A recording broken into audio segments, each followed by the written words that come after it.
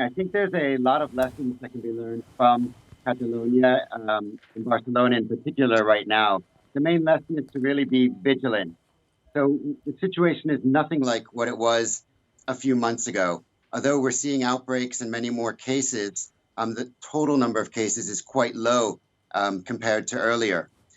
What I think has been the success is that every time there's around a half a dozen reported cases or so that are concentrated in any way, it's labeled an outbreak and specific measures are taken.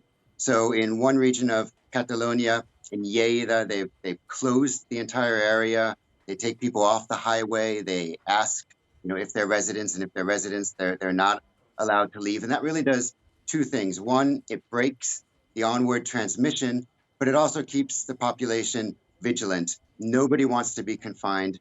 Nobody wants to be locked down. We do not want COVID-19. So by seeing the authorities react so strongly, it helps people take the important daily measures that need to be taken, wearing face masks, ensuring that there's spacing in restaurants, ensuring that if you are at the beach, that you keep space, but importantly, that when you go to the bathroom, when you go to the snack bar, when you go to take a shower, that you avoid getting too close to other people. Because the real problem is not that people aren't wearing face masks. They are almost all the time, but it's those moments when they take them off, when they're at a bar, when they're at a restaurant, when they're at a family event, and that's where transmission starts to occur again. So we really need bar owners, restaurant owners, shop owners to ensure that the face masks are worn all the time and that people are regularly washing their hands.